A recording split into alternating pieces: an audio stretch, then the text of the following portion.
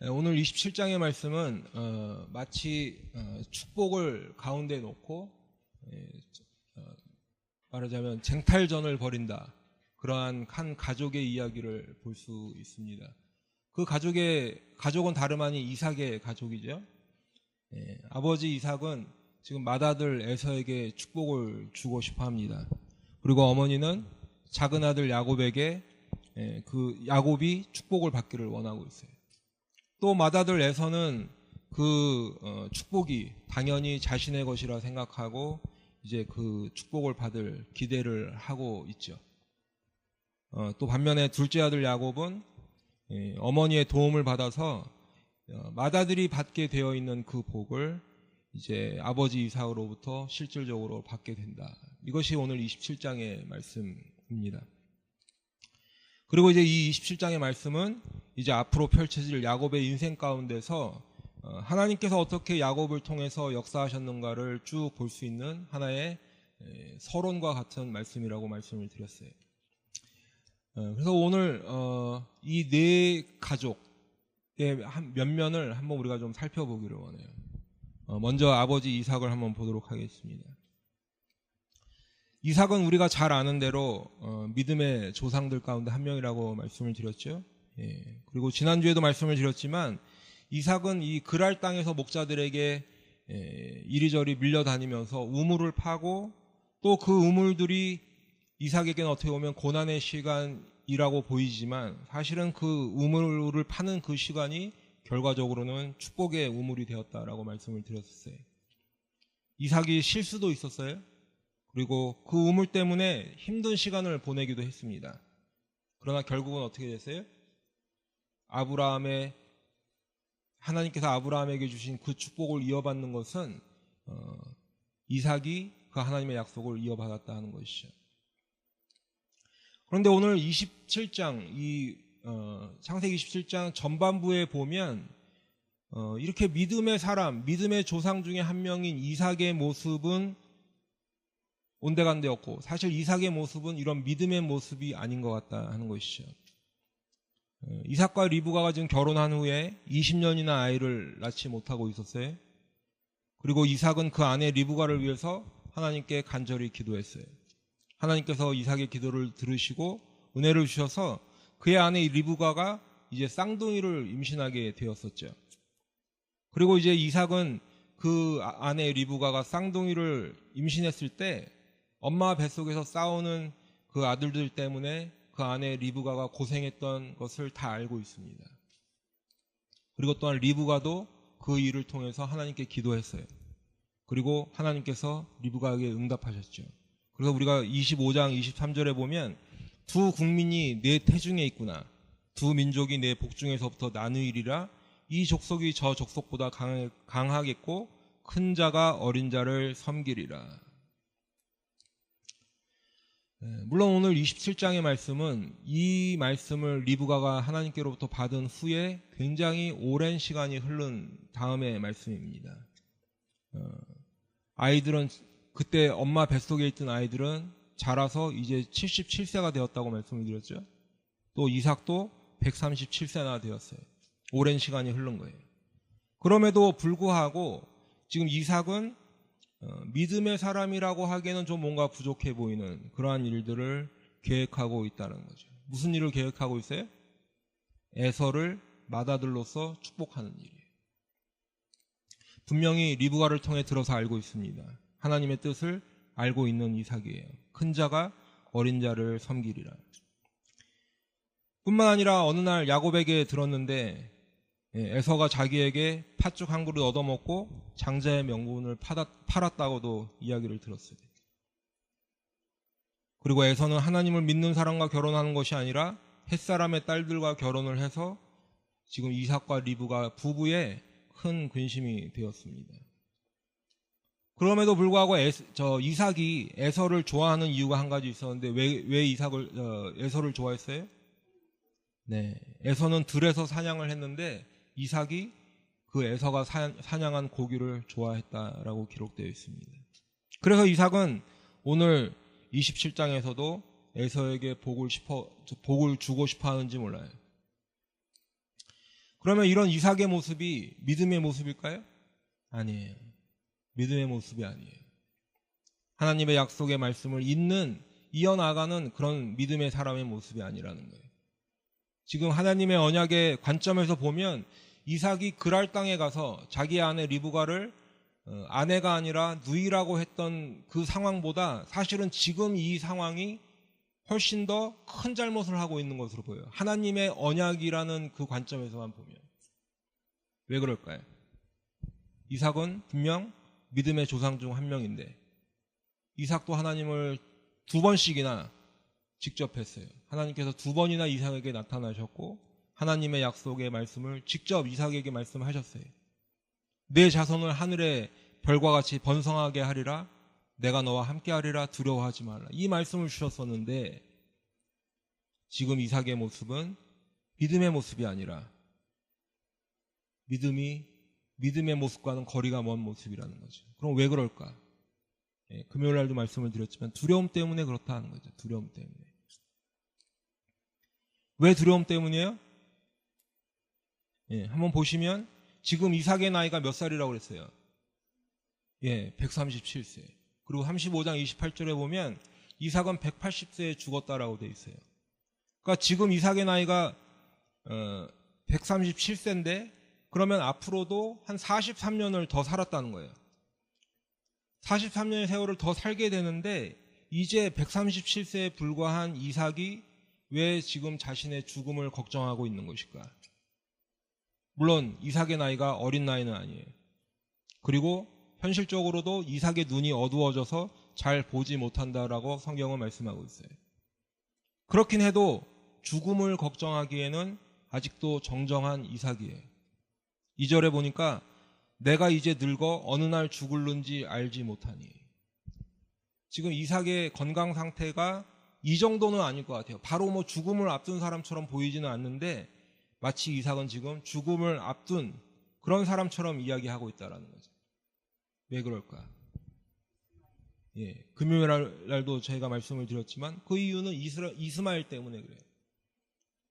이스마엘이 137세에 죽었다는 거죠.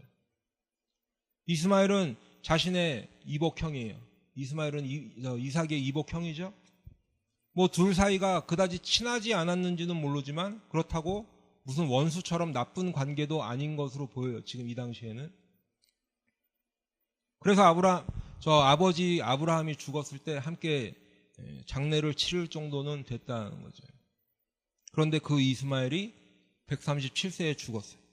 그리고 이삭이 137세가 되었는데 어느 날 갑자기 두려움이 몰려오는 거예요. 이것은 죽음에 대한 두려움일 수도 있지만 하나님의 약속의 말씀이 이루어지지 않으면 어떡하지라고 하는 그런 두려움도 있다는 거예요. 그래서 이삭이 가만히 보니까 야곱은 지금 결혼도 안 하고 있어요. 나이는 77세인데. 그런데 에서를 보니까 에서는 그래도 이방의 여인들이긴 하지만 40세에 결혼을 했다고 기록하고 있죠, 성경이. 에서는 그래도 결혼을 해서 가정을 꾸리고 있어요. 그런 두려움이 온 이삭의 눈에는 혹시라도 에서가 하나님의 약속을 이어받아도 되지 않을까. 그런데 여러분, 이러한 이삭의 이런 모습, 이삭과 같은 이런 모습이 바로 우리의 모습, 우리의 삶 가운데도 그대로 나타나고 있다는 거예요. 우리가 어느 때는 막 마음이 뜨거워요. 막 당장 순교라도 할 것처럼 주님 나를 보내소서, 아골 골짜기라도 가겠습니다 하고 그냥 마음이 뜨거워서 그럴 때가 있지만 또 어느 날 갑자기 믿음은 온데간데 없어지고 두려움만 나를 짓누르고 있을 때가 있어요. 두려움이 오면 어떻게 돼요? 근데 하나님은 안 보이고 사람이 보이기 시작해요. 두려움이 오면 하나님은 안 보이고 눈앞에 불만 끄는데 정신이 없어져요. 믿음이 없이는 하나님을 기쁘시게 할 수 없다라고 성경은 기록하고 있는데 두려움이 오게 되면 인간적인 방법이 앞서게 되더라는 거예요. 시편 55편 5절에 보면 다윗이 이렇게 고백하고 있습니다. 두려움과 떨림이 내게 이르고 공포가 나를 덮어도다. 여러분들 잘 아시다시피 사울 왕이 다윗을 아주 죽이려고 쫓아다니는 걸 여러분들 다 아시죠? 다윗은 그저 그냥 도망다니는 나잡아봐라식의 그런 것이 아니라 실제로 생명을 위협을 느끼면서 사울 왕을 피해 다니고 도망다녀야 했어요. 사울 왕의 위협이 얼마나 컸던지 다윗이 지금 두려움과 떨림이 내게 이르고 공포가 나를 덮었도다 할 정도예요. 실질적인 두려움이에요. 실질적인 공포예요. 근데 그러던 어느 날, 그날도 사울 왕을 피해서 도망다니다가 어느 굴 속에 들어가서 숨었어요. 그런데 그곳에서 다윗은 두려워 떠는 것이 아니라 오히려 놀라운 신앙의 고백을 하고 있는 것을 우리가 시편 57편 7절부터 볼 수 있어요. 하나님이여, 내 마음이 확정되었고 내 마음이 확정되었사오니 내가 노래하고 내가 찬송하리이다. 내 영광아 깰지어다. 비파야 수금아 깰지어다. 내가 새벽을 깨우리로다. 주여, 내가 만민 중에서 주께 감사하며 문나라 중에서 주를 찬송하리이다. 무릇 주의 인자는 커서 하늘에 미치고 주의 진리는 궁창에 이르나이다. 하나님이여, 주는 하늘 위에 높이 들리시며 주의 영광이 온 세계 위에 높아지기를 원하나이다. 두려움 가운데, 정말 생명의 위험을 느끼는 가운데 두려움에 떨어도 누가 다윗을 책망할 수 있겠어요? 생명의 위협을 느끼고 있는데. 그러나 그 순간에도 다윗은 하나님이여, 내 마음이 확정되었고 확정되었사오니 내가 노래하고 내가 찬송하리이다. 하나님이여, 주는 하늘 위에 높이 들리시며 주의 영광이 온 세계 위에 높아지기를 원하나이다. 믿음의 고백을 드리는 거예요. 사랑하는 여러분, 지금 여러분을 두려움 가운데로 이끄는 것이 무엇이 있습니까? 여러분의 인생 가운데 지금 여러분에게 두려움을 가져다 주는 것이 무엇이 있어요? 여러분 주위의 환경이에요? 사람이에요? 그것이 여러분들을 두렵게 하십니까? 그때 두려움에 빠져서 그 두려움만 생각하는 것이 아니라 그때에도 주님만 의지하시기 바랍니다. 주님만 바라보시길 바라요. 이삭이 지금 두려움 때문에 그냥 에서라도 축복을 해주고 어떻게 하다 보면 에서도 은혜 받고 되지 않을까. 이제 나중에 우리가 36장에 보게 되면 에서의 자손들이 쭉 나와요. 근데 에서의 자손들이 번창하는 모습을 볼 수 있어요. 인간적으로 보면 에서도 그다지 나쁘게 보이지 않는다. 그 조건이. 비록 한 그릇, 팥죽 한 그릇에 장자의 명분을 가볍게 여기는 경솔한 행동을 하기도 하는 에서였지만 사실은 그저 그냥 보면 그건 뭐 그냥 두 형제 간에, 에서와 야곱 간에 반농담처럼 했다고 할 수도 있어요. 그러니까 이삭이 죽기 전에 에서에게로 축복을 하는 것이 아무에게도 하지 않는 것보다는 나을지도 모른다고 이삭이 생각을 했겠죠. 그러나 하나님의 뜻은 어디에 있어요? 에서가 아니라 야곱에게 있는. 큰 자가 어린 자를 섬기리라. 이것이 하나님의 뜻이. 그런데 이 말씀은 사실 이삭 자신에게 먼저 이루어졌던 말씀이에요. 그렇죠? 먼저 태어난 이스마엘이 아니라 누구예요? 약속의 아들은 이삭 자신이었다는 거예요. 그렇기 때문에 하나님의 약속의 말씀이 이스마엘이 아니라 이삭을 통해서 이루어졌는데 이삭은 그래서 누구보다도 이 말씀의 의미를 잘 알고 있어야 된다는 거예요. 여러분, 히브리서 10장 20절에 보면 믿음으로 이삭은 장차 있을 일에 대하여 야곱과 에서에게 축복하였으며 라고 말씀하고 계세요. 이삭은 분명히 야곱에게 축복했죠. 오늘 27장에 보면 27절부터 보면 내 아들의 향치는 여호와께서 복주신 밭의 향치로다. 하나님은 하늘의 이슬과 땅의 기름짐이며 풍성한 곡식과 포도주를 내게 주시기를 원하노라. 만민이 너를 섬기고 열국이 내게 굴복하리니 내가 형제들의 주가 되고 내 어머니의 아들들이 내게 굴복하며 너를 저주하는 자는 저주를 받고 너를 축복하는 자는 복을 받기를 원하노라. 여러분도 아시다시피 이삭이 야곱에게 축복한 내용이에요. 비록 에서로 잘못 알고 축복하긴 했지만 이 축복 이후에 30절에 바로 보면 이삭이 야곱에게 축복하기를 마치매라고 기록되어 있어요. 이삭이 야곱에게 축복한 것이.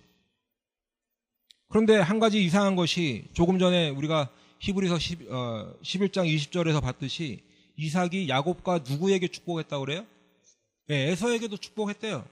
에서에게도. 그러면 에서에게 언제 축복했을까? 우리가 27장에서 다시 살펴보면 이것은 축복한 내용이라고 하기에는 조금 뭔가 좀 부족해 보여요. 그렇죠? 예. 39절부터 보면 이삭이 지금 에서에게 하는 축복의 내용입니다. 내 주소는 땅에 기름짐에서 멀고 내리는 하늘 이슬에서 멀 것이며 너는 칼을 믿고 생활하겠고 내 아우를 섬길 것이며 내가 매임을 벗을 때에는 그 멍에를 내 목에서 떨쳐버리리라. 네, 이삭이 에서의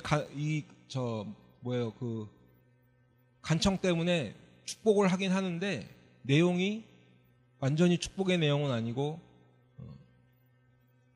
그럼에도 불구하고 지금 히브리서 성경에서는 뭐라고 해요? 이삭이 에서에게도 축복했다라고 말씀하고 있죠? 왜 그럴까요? 가만히 보니까 믿음으로 이삭은 장차 있을 일에 대하여 축복하였다라고 기록하고 있어요. 믿음으로 이삭이 믿음으로 축복했는데 장차 있을 일에 대하여 축복했다라는 거예요.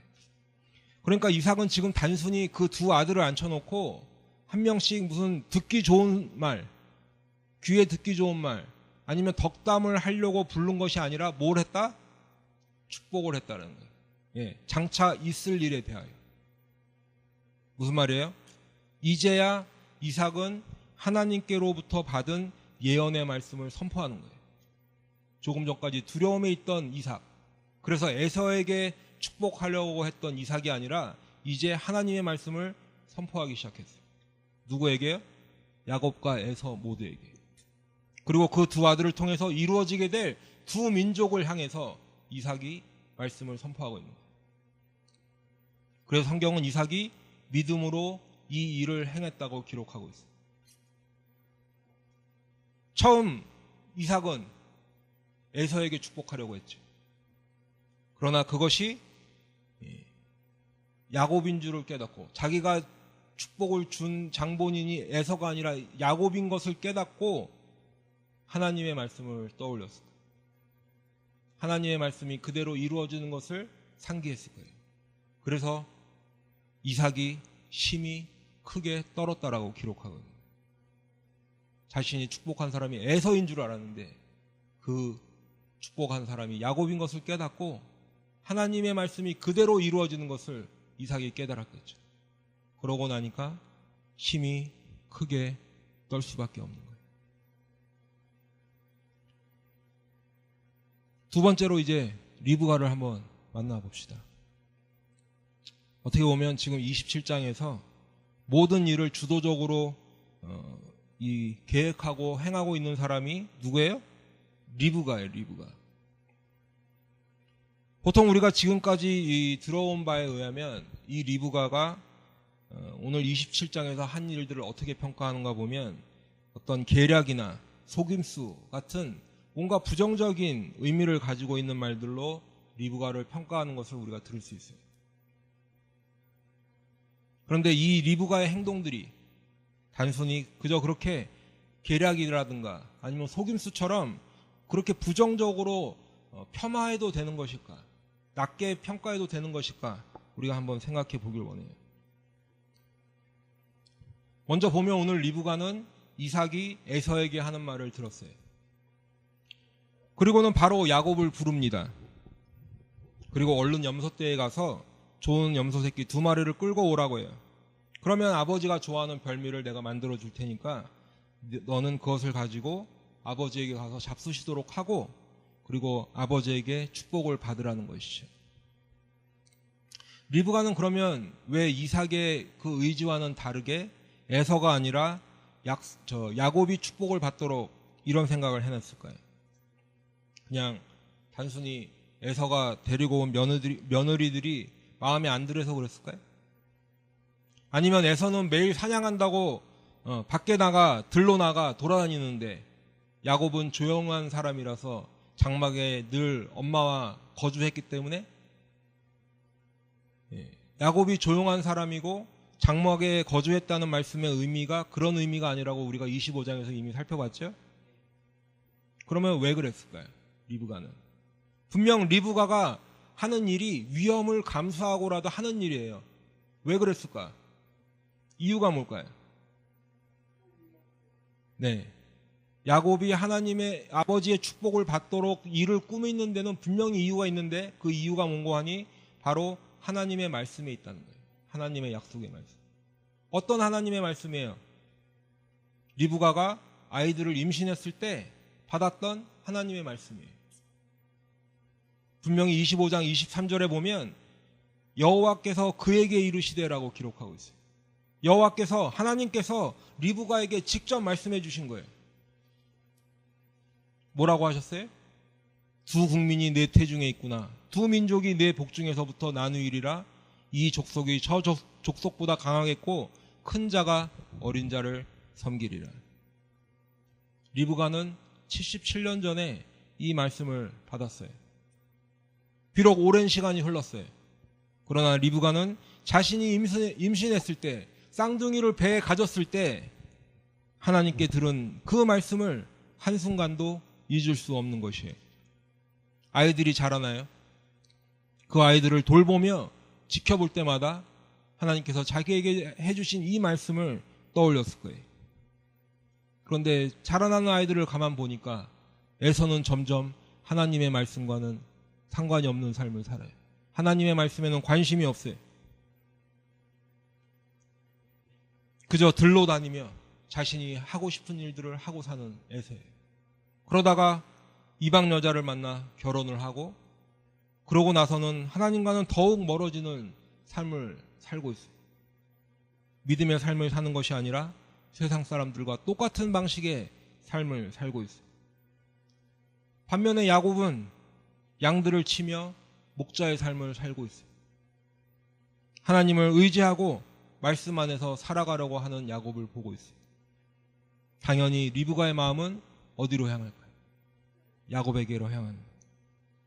그런데 지금 그런 리브가에게 중대한 위기 상황이 앞에 놓여 있는데 그것은 다름 아닌 남편 이삭에게서 비롯되는 일이에요.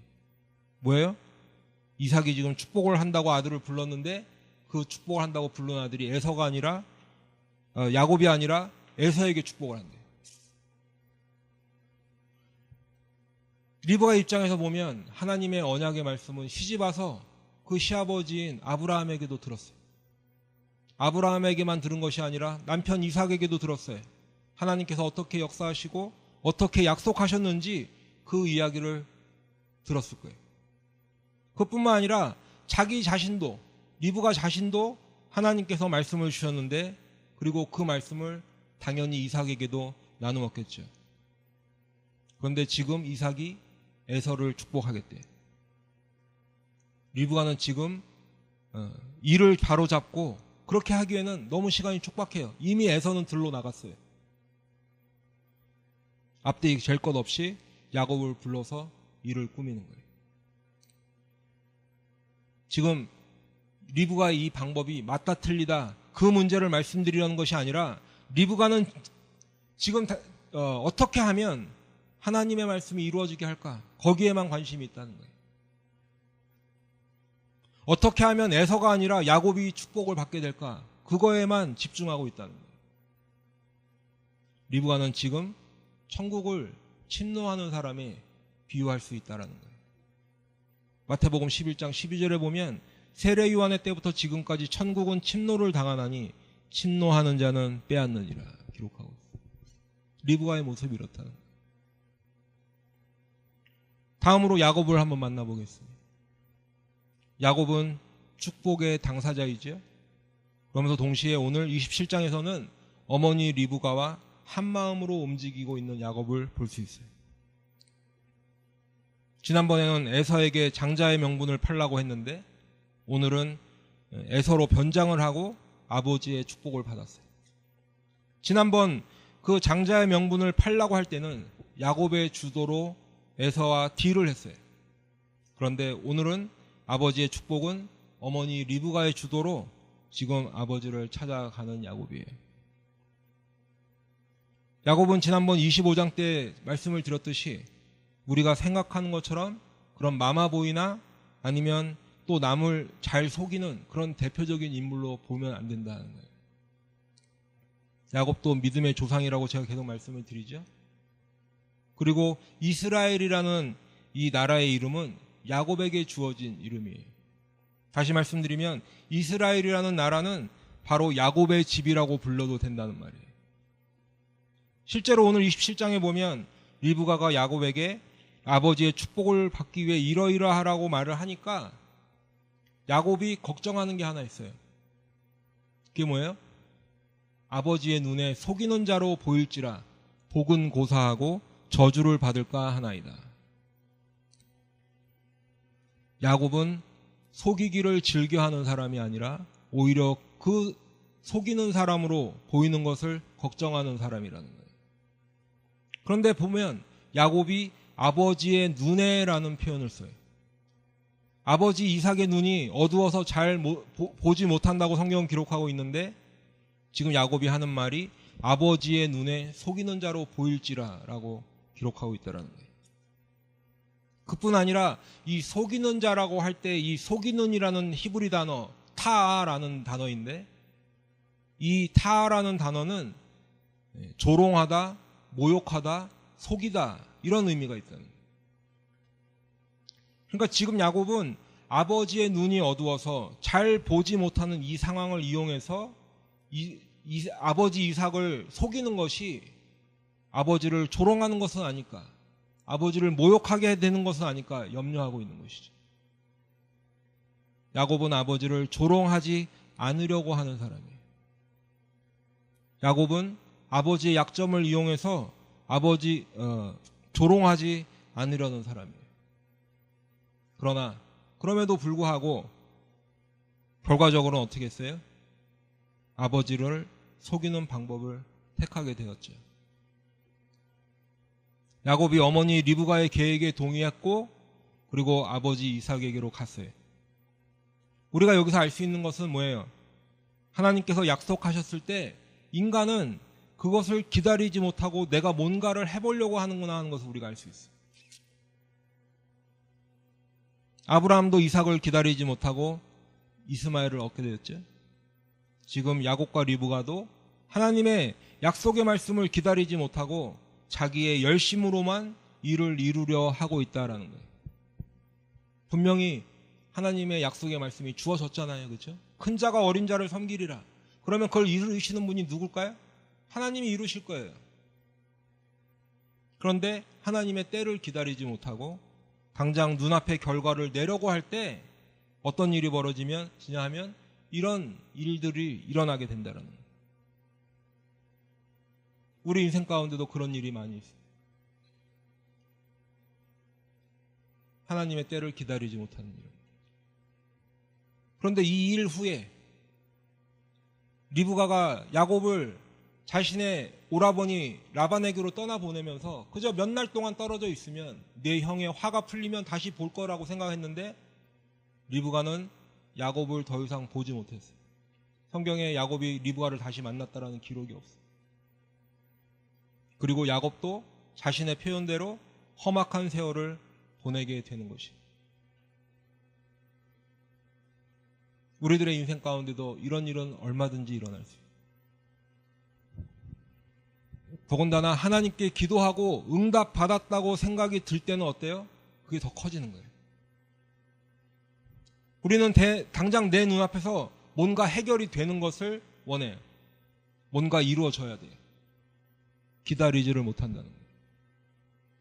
근데 사실 시간이 흐른 후에 뒤돌아보면 그 기다림의 시간이 사실은 별거 아니에요. 근데 그 당시에는 왜 그렇게 그 기다림의 시간이 길게 느껴지는지 조바심이 나요. 마음도 답답해져요. 그리고 내가 자꾸 머리를 써서 뭐라도 해야 될 것 같은 그런 생각이 든다는 거죠. 그런데 그때 뭘 해야 돼요? 기다리시면 돼요. 기다리시면. 그냥 기다리면 돼요. 한번 우리 따라합시다. 기다릴 줄 아는 사람이 믿음의 사람이다. 아멘. 예. 하나님께서 말씀하셨기 때문에 그 일을 이루시는 분은 하나님이시다. 하나님께서 말씀하셨으니, 약속하셨으니 하나님께서 반드시 이루신다라고 믿는 사람은 어떻게 한다고요? 기다린다. 기다린다. 기다릴 줄 아는 사람이 믿음의 사람이에요. 마지막으로 우리 에서를 한번 만나봅시다. 에서는 쉽게 말씀을 드리면 그냥 하나님을 믿지 않는 사람의 전형적인 인물이에요. 장자의 명분 같은 것에는 관심도 없어요. 그런데 복음 받아야 돼요. 자신의 눈앞에 아무 이익이 없어 보이는 것은 관심이 없어요. 근데 복은 받아야 돼요. 하나님의 말씀에 관심이 없어요. 그래도 복음 받아야 돼요. 믿음으로 사는 거에는 관심이 없어요. 하나님의 말씀에 순종하고 말씀대로 살아가는 거에는 관심은 없는데 복은 받아야 된다는 거예요. 전형적인 믿음 없는 사람의 모습이에요. 하나님께서 내가 야곱을 사랑하였고 에서는 미워하였으며라고 하셨어요. 하나님께서는 하나님의 말씀을 붙잡고 그저 믿음 안에서 살아보려고 좌충우돌하지만 실수도 하고 때로는 엉뚱한 일도 저지르지만 그 야곱을 사랑하셨어요.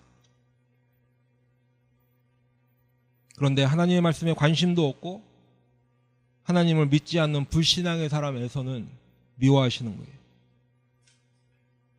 하나님은 비록 잘못을 하고 때로는 실수도 하고 때로는 과욕이 앞서서 실패를 겪더라도 하나님께 회개하고 돌아오는 사람은 사랑하십니다. 그런데 반면에 자기의 죄를 깨닫지도 못하고 인정도 하지 않고 자신의 잘못을 회개하지도 않는 그 사람은 하나님은 미워하실 수밖에 없다라는 거예요. 그래서 하나님께서는 누굴 보내셨어요? 예수님을 보내시는 거예요. 왜 보내셨을까? 바로 그 회개할 수 있는 방법으로 예수님을 주시는 거예요. 하나님은 예수님을 통해 우리에게 회개하라고 하시는 거예요. 예수님을 통해 죄를 용서받으라고 예수님을 보내신 거예요. 예수님을 통해 하나님께 나아오라는 것이 우리의 공로로 갈 수 있는 것이 아니라 예수님을 통해 하나님께 나아오라는 거예요. 그게 믿어지는 사람은 어떤 잘못을 저지르고 어떤 큰 죄를 범했다고 해도 하나님께 진정으로 회개하며 용서를 구하겠죠. 자기의 옷을 찢고 굵은 베옷을 입고 죄를 뒤집어 쓰고 자신을 겸비하여 주님께 회개하는 거예요. 그런 사람에게 우리 주님은 나도 너를 정죄하지 아니하노니 가서 다시는 죄를 범하지 말라 용서해 주시는 거예요. 회개하는 사람에게는 예수님의 보혈로 씻어주시고 다시는 그 죄를 묻지 않으신다 약속하셨어요. 에서는 지금 아버지께 받을 복만 생각하고 있어요. 들에 나가서 사냥을 하는데 다른 때와 달리 아마 조금도 힘들지 않았을 거예요. 그리고 별미를 만들어서 아버지께 갔는데 청천벽력과도 같은 말을 들었어요. 조금 전에 동생 야곱이 대신 와서 그 축복을 받아갔다는 거예요. 34절에 보니까 에서가 소리내어 울었다라고 기록하고 있어요. 소리내어 울었다. 그런데 지금 이 에서의 눈물은 회개의 눈물이 아니에요. 원통함의 눈물이고 억울함과 분노의 눈물이에요. 그리고 에서는 지난번 팥죽 한 그릇에 장자의 명분을 팔았던 그 일은 대수롭지 않게 생각했는데 지금은 상황을 정확하게 파악하고 있어요. 그래서 아버지 이삭에게 뭐라고 얘기해요? 이번이 두 번째래. 그가 나를 속임이 이번이 두 번째니이다. 전에는 나의 장자의 명분을 빼앗고 이제는 내 복을 빼앗았나이다. 그런데 에서가 상황을 그대로 전달하지 않죠. 말을 트위스트하고 해석하고 있어. 지난번 장자의 명분은 야곱이 빼앗은 것이 아니라 에서에게 판 거예요. 야곱은 팥죽 한 그릇이라는 정당한 대가를 받고 장자의 명분을 샀고 에서가 동의한 거예요. 그리고 성경의 판단은 뭐예요? 이 사건에 대해서 에서가 장자의 명분을 가볍게 여겼다라고 말씀하고 있어요. 그렇다면 지금 에서는 이 원통하고 분노의 눈물을 흘릴 것이 아니라 뭘 해야 돼요? 회개해야 되는 거예요. 내가 장자의 명분을 가볍게 여겼었구나. 그리고 이방신을 섬기는 이방의 여인들을 아내로 맞아서 부모에게 걱정도 되었구나. 하나님의 말씀과 담을 쌓고 살고 있었구나. 그럼에도 축복만 받기 원하는 나에게 그 복이 돌아오지 않고 야곱에게 그 장자의 축복이 가게 되었구나 깨닫고 회개했어야 된다. 그런데 성경 어디에도 에서가 회개했다는 기록은 찾아볼 수 없어. 그리고 그 회개하지 않는 에서를 하나님께서는 미워하시는 거예요. 하나님께서는 이미 에서의 마음의 중심을 알고 계세요. 그리고 동시에 회개하지 않을 것도 미리 알고 계신 거예요. 그래서 내가 야곱을 사랑하였고 에서는 미워하였으며라고 말씀하고 계신 거예요. 로마서 1장 28절에 보면 또한 그들이 마음에 하나님 두기를 싫어하며 하나님께서 그들을 그 상실한 마음대로 내버려 두사 합당하지 못한 일을 하게 하셨으니라고 기록되어 있습니다. 여러분, 하나님께서는 회개하기를 거부하는 사람들에게 억지로 회개시키지 않으세요. 다시 말씀드립니다. 회개하기를 거부하는 사람을 억지로 회개시키지 않으세요. 다만 회개할 것을 요구하세요. 그리고 그 회개하지 않는 사람들이 결국에 받게 될 심판에 대해서 엄중히 경고하고 계신 거예요. 그렇죠? 하나님께 회개하고 돌아오는 사람에게는 한없는 은혜와 한없는 자비로 용서하시겠다 약속하셨어요. 그런데 회개하기를 거부하는 사람에게는 영원한 벌, 지옥의 형벌, 둘째 사망의 형벌이 기다리고 있다고 경고하고 계신 거예요. 그렇다면 하나님의 진심은 어디에 있을까요? 용서하는 데 있을까? 아니면 벌을 주시는 데 있을까요? 어떤 사람들은 이야기하죠. 하나님이 도대체 왜 지옥을 만들어서 사람들을 지옥에 가게 하실까? 얘기합니다. 왜 지옥을 만드셨어요? 거기 가지 말라는 거예요. 그 무서운 지옥이 있기 때문에 거기 가지 말라는 거예요. 하나님의 본심은 거기에 있다라는 거예요. 그리고 거기 가지 말라고 경고만 하실 뿐만 아니라 그 지옥에 가지 않는 방법도 우리에게 알려주셨는데 그분이 바로 예수 그리스도 하나님의 아들이세요. 다른 방법이 없어요. 오직 예수를 믿기만 하면 멸망하지 않고 영생을 얻으리라 약속해 주셨어요.